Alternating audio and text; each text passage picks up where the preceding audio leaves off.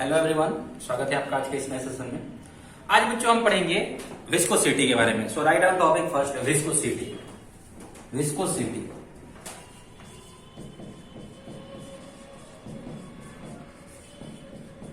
Viscosity क्या होता है? What is viscosity? तो बच्चों, जैसे सॉलिड क्या करता है, सॉलिड जैसे फ्रिक्शन ऑफर करता है, वैसे ही लिक्विड या फ्लूइड क्या करता है, विस्कोसिटी ऑफर करता है। या फिर आप इसको ऐसे कंपेयर करते हैं, it is frictional force offered by fluid. या फिर इसको आप ऐसे ऑफर लिख सकते हैं कि जब एक लेयर फ्लूइड का अपने दूसरे लेयर के मोशन को अपोज करता है तो उनके बीच में लगने वाले फोर्स को क्या बोला जाता है? विस्कस फोर्स बोला जाता है। ओके बच्चों, तो सबसे पहले इसका डेफिनेशन लिखिएगा। डेफिनेशन आप चाहिए तो इसमें क्या लिख सकते हैं? It is same as it is similar to इसके frictional force. It is similar to frictional force. It can be said as friction offered by fluid। अब इसको समझेंगे बच्चों, समझेंगे कैसे होता है, कैसे आप एक्सप्लेन कर सकते हैं विस्कोसिटी को। क्या आपने कहीं फील किया है, देखा है विस्कोसिटी के कारण क्या क्या चीजें होती है? तो देखो बच्चों, कभी आप क्या कीजिए, एक स्मूथ प्लेट पे, एक प्लेट के ऊपर शहद रखिए। शहद, हनी क्या होता है? हनी एक फ्लूइड है। जब हम हनी को रखते हैं फ्लूइड पे तो आप फील कीजिएगा कि हनी का जो स्ट्रक्चर होता है ना, वो कुछ ऐसा बन जाता है। ठीक है, विथ रिस्पेक्ट टू टाइम, जैसे जैसे टाइम आगे बढ़ेगा तो वो और एक्सपेंड होते जाएगा।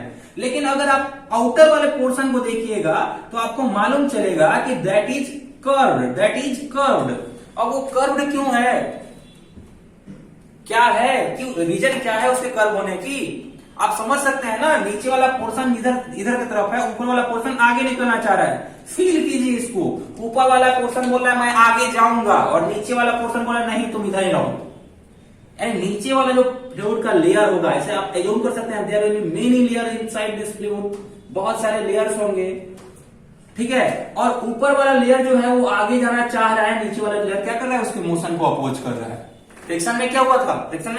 फ्रिक्शन में भी जो फ्रिक्शनल फोर्स था वो मोशन को ही अपोज कर रहा था। यहां पे भी जो विस्कस फोर्स है वो क्या कर रहा है? वो मोशन को ही अपोज कर रहा है। बहुत डेंस फ्लूइड है हनी, इसके लिए आपको यहाँ पे इजीली फील हो गया, समझ में आ गया। आप फेविकॉल के केस में ये वाला चीज एग्जांपल समझ सकते हैं। किसी एक लकड़ी के टुकड़े में बहुत सारा जब फेविकॉल रखा जाता है तो क्या होता है? वहां पे भी कुछ कर्व शेप ही बन के अपने को दिखता है। ऊपर वाला सर्फेस चाहता है आगे बढ़ना, और नीचे वाला सर्फेस क्या करता है? उसको पकड़ के रखता है अपने पास। ठीक है, तो जो फोर्स एक लेयर दूसरे लेयर के ऊपर अप्लाई करता है, इस फोर्स को बोला जाता है विस्कस फोर्स। एक लेयर दूसरे लेयर के ऊपर जो फोर्स अप्लाई करता है उसको बोला जाता है विस्कस फोर्स। तो सबसे पहले इसमें एक दो पॉइंट लिखेंगे सही बच्चे। This is force applied by one layer of fluid। this is force applied by one layer of fluid on other layer। एक लेयर दूसरे लेयर पर फोर्स अप्लाई करता है। it opposes motion। It opposes relative motion between both layers। दोनों ही layer के बीच का ये क्या करता है? रिलेटिव मोशन को अपोज करता है। और क्या इसमें बोला जा सकता है? तो और बच्चों इसमें बोला जा सकता है कि मोशन को अपोज कर रहा है। अब देखिए क्या, Newton's law of viscosity. I hope ये क्लियर हो गया होगा कि विस्कस फोर्स क्या होता है। मोशन को क्या करता है? अपोज करता है फ्लूइड का एक लेयर दूसरे लेयर के मोशन को। Next topic is Newton's law of viscosity. Newton's law of viscosity.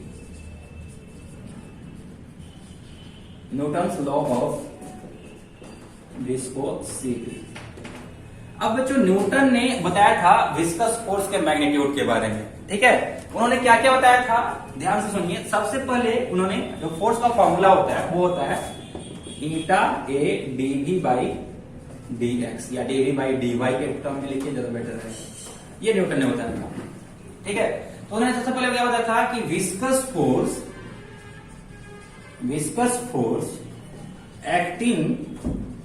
acting between two layers of fluid is first directly proportional to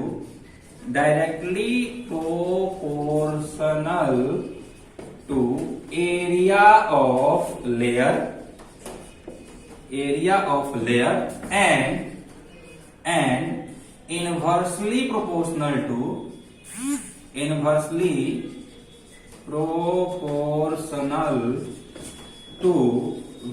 velocity gradient, inversely proportional to velocity gradient। इन दो चीजों पे depend करता है। Area के directly proportional, जितना ज्यादा area उतना ही difficult to for a layer to move over another layer, and दूसरा वेलोसिटी ग्रेडियंट, इस पे वेलोसिटी ग्रेडियंट पे। कहीं भी बच्चों फिजिक्स में ग्रेडियंट टर्म आ जाए मतलब divided by distance. Gradient term मतलब ग्रेडियंट टर्म मींस क्या हो गया, डिवाइडेड बाय डिस्टेंस। अब एक बात ध्यान रखिएगा, जो कांटेक्ट, जो जैसे मान लो किसी पाइप में फ्लूइड फ्लो हो रहा है, किसी नाले में क्या हो रहा है, पानी फ्लो हो रहा है, या जो भी है वेस्ट वाटर फ्लो हो रहा है, तो उसमें हम एज्यूम करते हैं जो कांटेक्ट वाला पॉइंट होता है ना बिटवीन सॉलिड एंड फ्लूइड, वहां पे फ्लूइड का वेलोसिटी क्या होता है, ऑलमोस्ट जीरो होता है। जैसे जैसे ऊपर जाएगा उसका वेलोसिटी क्या होगा, बढ़ते जाएगा। जैसे जैसे ऊपर जाएगा वैसे वैसे वेलोसिटी बढ़ते जाएगा, ठीक है। तो ये दो चीजें उन्होंने बताया, एक एरिया के प्रोपोर्शनल, दूसरा वेलोसिटी ग्रेडियंट के प्रोपोर्शनल। यानी फर्स्ट वाले के अकॉर्डिंग हम लिख सकते हैं कि विस्कस फोर्स, इसको हम लोग FV से डिनोट कर रहे हैं। विस्कस फोर्स प्रोपोर्शनल है किसके, एरिया के, और क्या होता है, विस्कस फोर्स प्रोपोर्शनल है dV बाई dy के। इन दोनों को कंबाइन कर दिया गया, कंबाइनिंग बोथ अपने को मिलता है फोर्स ऑफ विस्कस जो है वो प्रोपोर्शनल है A dV बाई dy के, और जहां भी प्रोपोर्शनलिटी साइन आता है वहां से इसको हटाने के लिए कांस्टेंट रखने की अपने को जरूरत पड़ती है। तो यहाँ पे फर्दर क्या कहता है, कांस्टेंट रखा जाता है। तो देखिए वो कैसा बन जाता है, फिर कुछ ऐसा बन जाएगा। अपना रिलेशन यहां तक आ गया है, viscous force proportional to A dV by dy, यहाँ पे कांस्टेंट रखेंगे तो ये बन जाएगा viscous force equal to eta A dV by dy। आगे लिखेंगे वेयर इस eta is called coefficient of viscosity. Eta क्या बोला जाता है बच्चों, तो ईटा का बोला जाता है coefficient of viscosity, where eta is called coefficient of viscosity. क्या है, ये कांस्टेंट है। अब ईटा का जो यूनिट होगा, डायमेंशन होगा, वो आप इजीली फाइंड कर सकते हैं मेरे ख्याल से। ईटा का यूनिट एंड डायमेंशन आप सही बच्चे बहुत ही आसानी से फाइंड कर सकते हैं। अगर यूनिट की बात करेंगे तो देखिए इसका यूनिट क्या होगा, यूनिट हो जाएगा यूनिट ऑफ ईटा, इसको ईटा बोलते हैं बच्चों। एंड स्टेप का ऐसा कुछ साइन इसका होता है, इसको बोलते हैं ईटा। अब ईटा का यूनिट क्या हो जाएगा, तुम क्या हो, ये बोला मैं फोर्स हूं, बहुत बढ़िया, तुम फोर्स हो, फोर्स रहो।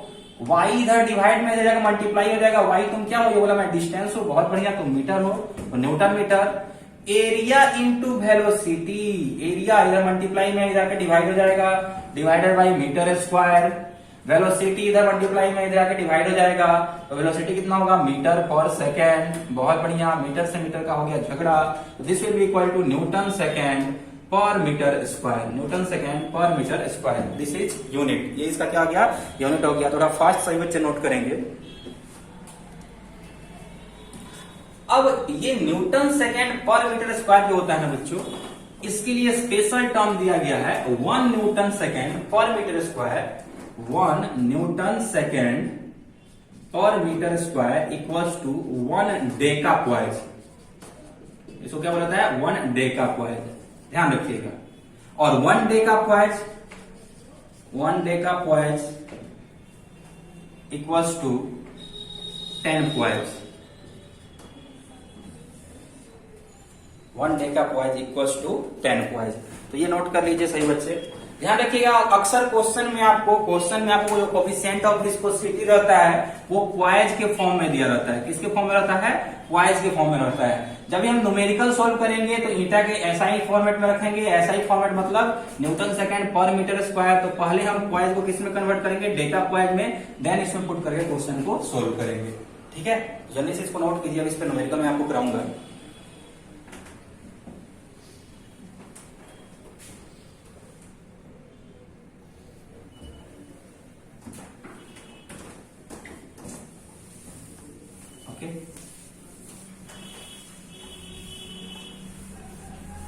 अब समझ लीजिए कैसा रिलेशन कैसा होता है। कुछ होगा ऐसा, जैसे मान लो कि ये यू शेप का एक पाइप है, या यू शेप का मान लीजिए क्या है, दिस इज नाला in which some waste water is flowing.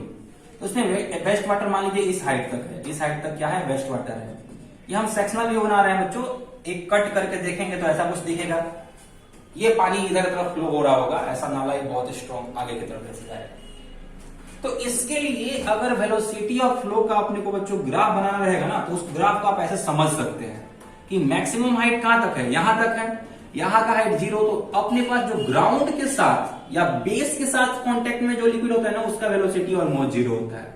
और मैक्सिमम हाइट पे जैसे जैसे ऊपर जाएंगे वैसे वैसे वेलोसिटी का वैल्यू बढ़ते जाएगा, और उसका जो ग्राफ आएगा वो ग्राफ कुछ ऐसा आएगा। आप समझिए इसको, जैसे जैसे हम लोग ऊपर जा रहे हैं, जैसे जैसे हम लोग ऊपर जा रहे हैं, वेलोसिटी का वैल्यू भी क्या हो रहा है? इंक्रीज होते जा रहा है। जैसे जैसे आप ऊपर जाइएगा वैसे वैसे वेलोसिटी का वैल्यू इंक्रीज होते जाएगा। वैसे ही अगर मान लीजिए कोई आप पैक क्रॉस सेक्शन वाला पाइप ले रहे हैं, ऐसा सर्कुलर क्रॉस सेक्शन का पाइप ले रहे हैं, ऐसा जैसे अपने घर में लगा हुआ था नल में पाइप, वो वाला पाइप की हम बात कर रहे हैं। तो उसमें कहां है? उसमें यहां का फ्लूइड भी कांटेक्ट में है, यहां का फ्लूइड भी कांटेक्ट में है, यहां का भी कांटेक्ट में है, यहां का भी कांटेक्ट में है। तो जो जो कांटेक्ट में फ्लूइड है ना, वो सभी क्या हो जाएंगे? वो सभी रेस्ट में आ जाएंगे बच्चों। वो सभी क्या हो जाएंगे? वो सभी रेस्ट में आ जाएंगे। और रिमेनिंग के लिए अगर आप ग्राफ बनाइएगा तो वो कुछ ऐसा जाएगा। यहाँ तो मैक्सिमम होना चाहिए सेंटर पे मैक्सिमम, सेंटर पे मैक्सिमम, यहाँ पे 0 कांटेक्ट में है, धीरे धीरे बढ़ते गया। यहाँ पे 0 कांटेक्ट में है, धीरे धीरे क्या होगा? बढ़ते गया। यानी जैसे जैसे हम लोग सेंटर की तरफ जाएंगे वेलोसिटी का वैल्यू क्या होगा? इंक्रीज होगा। तो इसका डायग्राम कुछ ऐसा आता है, जो कांटेक्ट में है वो रेस्ट पे है, जितना ही दूर है कांटेक्ट से उतना ही ज्यादा वेलोसिटी है। ठीक है, आई होप आपको ये क्लियर हो गया होगा अच्छे से। ओके, तो ये हालांकि इसको रटने की आपको जरूरत नहीं है, मुझे नहीं लग रहा है इस पे क्वेश्चंस आएंगे, ये थोड़ा सा हायर लेवल की बातें होंगी। आप फिलहाल बस इतना ध्यान रखिए कि जो कांटेक्ट वाले पार्टिकल्स होंगे उनका वेलोसिटी 0, उससे ऊपर वाला का वेलोसिटी उससे ज्यादा, उससे ऊपर वाले का वेलोसिटी उससे ज्यादा, उससे भी ऊपर वाले का वेलोसिटी उससे ज्यादा। जैसे जैसे ऊपर जाएंगे वेलोसिटी बढ़ते जाएगा।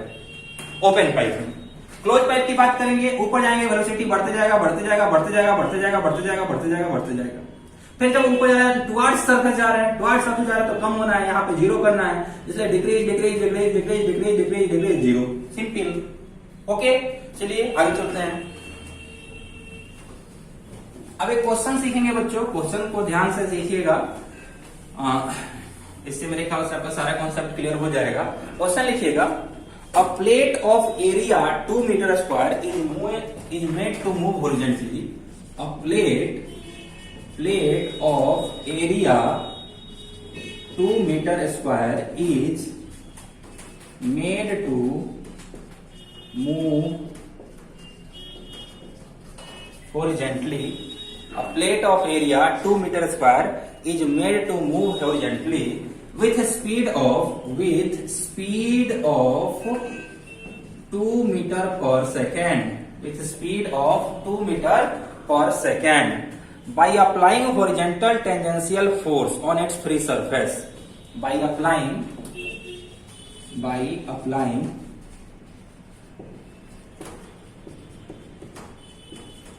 horizontal tangential force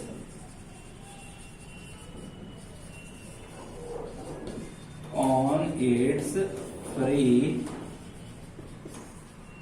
surface, if depth of liquid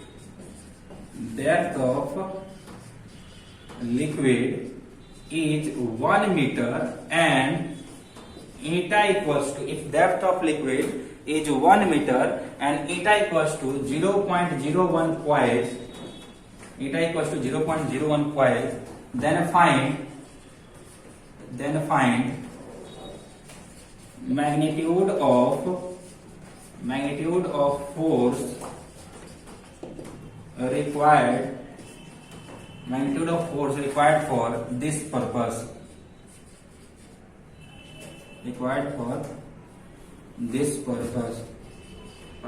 जो भी है, then find magnitude of force required for this purpose. Okay बच्चों, सही बच्चे पहले क्वेश्चन नोट करेंगे, सारे अच्छे बच्चे पहले क्वेश्चन नोट करेंगे। Question is a plate of area 2 metre square is made to move horizontally with speed 2 metre per second. यहाँ पे बच्चों आप स्पीड को क्या मानना है, आपने वो कांस्टेंट मानना है, उसका स्पीड क्या है, constant, with speed 2 metre per second by applying horizontal tangential force on it's free surface. ठीक है, एक लिक्विड के ऊपर क्या रखा हुआ है, प्लेट रखा हुआ है, उसको हम आई की तरफ खींचना चाहते हैं। ठीक है, कांस्टेंट वेलोसिटी से खींचना चाहते हैं। कौन से कांस्टेंट वेलोसिटी से खींचना चाहते हैं, तो 2 मीटर पर सेकेंड से by applying horizontal tangential force. उसके लिए हॉरिजॉन्टल टेंजेंशियल फोर्स अपने को अप्लाई करना पड़ रहा है। उसके लिए अपने को हॉरिजॉन्टल टेंजेंशियल फोर्स अप्लाई करना पड़ रहा है। और क्या बोल रहा है, और बोल रहा है कि डेप्थ ऑफ लिक्विड जो है उस वाले कंटेनर में कितना है, 1 मीटर है, एंड कोफिशिएंट ऑफ विस्कोसिटी का वैल्यू दिया है 0.015। इस पूरे पर्पस के लिए अपन कितना फोर्स अप्लाई करेंगे। चलिए देखिए कैसे इसको सोल्व करेंगे। चलिए देखिए कैसे इसको सोल्व करेंगे। सिंपल देखो बच्चों, सबसे पहले एज्यूम कर लो ये क्या था, ये था बेस था, ये बेस था कंटेनर का, या उस जहां पे भी लिक्विड रखा हुआ था उसका बेस ये है। लिक्विड का हाइट क्वेश्चन बोल रहा है कितना है, तो लिक्विड का हाइट है 1 metre. Liquid is up to height of 1 metre. This is 1 metre, this is 1 metre. इसके ऊपर जो है ये एक प्लेट है, इसके ऊपर एक प्लेट है, इसको हम लोग आगे खींच रहे हैं कितना से, 2 मीटर पर सेकेंड से। तो अभी मैं बताया ना, कांटेक्ट वाला जो पॉइंट रहेगा उसका वेलोसिटी क्या रहेगा, 0। यहां पे भी कांटेक्ट वाले पॉइंट का बच्चों रिलेटिव वेलोसिटी 0 ही होगा। इसके रेस्पेक्ट में वेलोसिटी क्या रहेगा, 0 रहेगा। अब समझिए इसको, इसके रेस्पेक्ट में रिलेटिव वेलोसिटी अगर 0 है, मतलब इसके साथ साथ ये वाला पॉइंट भी मूव करेगा ना, यानी अपर सरफेस पे जो फ्लूइड होंगे बच्चों, अपर सरफेस पे जो फ्लूइड होंगे वो सभी आगे जा रहे हैं कितना से, 2 मीटर पर सेकेंड से विथ प्लेट। बॉटम वाले पॉइंट के जो फ्लूइड है वो कहां है, वो ऑलरेडी रेस्ट पे है। एरिया ऑफ प्लेट दिया हुआ है, तो यहां पे जो नीचे वाला सरफेस होगा वो क्या करेगा, वो अपोज करेगा और पीछे की तरफ एक विस्कस फोर्स अप्लाई करेगा। तो आप खुद सोचिए, अगर इसको कांस्टेंट वेलोसिटी से आई की तरफ मूव करना है, देन इस पे लगने वाला नेट फोर्स क्या होना चाहिए, 0 होना चाहिए। नेट फोर्स 0 का मतलब इधर लगने वाला फोर्स इक्वल्स टू इधर लगने वाला फोर्स, यानी जितना विस्कस फोर्स उतना ही इधर लगने वाला फोर्स। तो विस्कस फोर्स तो अपने को मालूम है कितना होता है, विस्कस फोर्स होता है, बोलो, ईटा ए डीवी बाई डीवाई, न्यूटन साहब ने बताया था। अब इसका उपयोग किया जाएगा। क्वेश्चन में अपने को सारे वैल्यूज दिए हुए थे। ईटा का वैल्यू दिया हुआ था 0.01 पॉइंट, ए का value area of plate 2 metre square, बहुत बढ़िया। ऊपर वाले पॉइंट का वेलोसिटी कितना 2, नीचे वाले पॉइंट का वेलोसिटी कितना 0, तो डी भी है, चेंज इन वेलोसिटी कितना हो गया, यहाँ 0 से 2 तक जा रहा है ना, 2 मीटर पर सेकेंड। और हाइट कितना दे दिया, डीवाई की बात करेंगे तो यहां से यहां तक का हाइट क्या है, डीवाई है या चेंज इन वाई है, ये कितना है, ये है 1 मीटर। बच्चों मैं आपको बताया था, ध्यान रखिएगा, ईटा का वैल्यू हमेशा आपको क्वाइज में देगा, but poise is not SI unit. SI unit कौन सा है, डेका क्वाइज है। तो पहले इस क्वाइज को कन्वर्ट करेंगे किसमें, डेका क्वाइज में। 1 deca poise equals to 10, 1 deca poise equals to 10 poise, या फिर आप बोल सकते हैं 10 poise equals to 1 deca poise. Therefore 1 poise equals to 1 by 10 deca poise. Therefore इतना क्वाइज इक्वल्स टू इतना by 10 डेका क्वाइज। चलो वैल्यू यहाँ पे रखते हैं, वैल्यूज यहाँ पे रखते हैं। ईटा तुम कितना हो, बोला मैं 0.01 by 10, वेरी गुड। ए तुम कितना हो, बोला 2, बहुत बढ़िया। डीवी तुम कितना हो, 2। ए तुम कितना, डीवाई तुम कितना हो, 1। क्या बात है, 2 2 जा 4, 2 2 जा 4, 8 to 10 raised to -3 that is equal to 4 millinewton. कितना जाएगा, 4 मिली न्यूटन या फिर 4 × 10⁻³ न्यूटन। इतना का विस्कस फोर्स इधर लगेगा। आपने से पूछा इधर कितना लगाना पड़ेगा, तो इधर बिल्कुल उतना ही फोर्स लगाना पड़ेगा जितना का इधर विस्कस फोर्स लग रहा है। And this will be equal to applied external force. This will be equal to applied external force to move block with constant velocity, to move plate with constant velocity। I hope आपको अच्छे से ये topic clear हो गया होगा viscosity. Please do like, share and subscribe to my channel physics and action. Thank you very much for joining. मुस्कुराते रहिए, मस्त रहिए एंड पढ़ते रहिए। Thank you.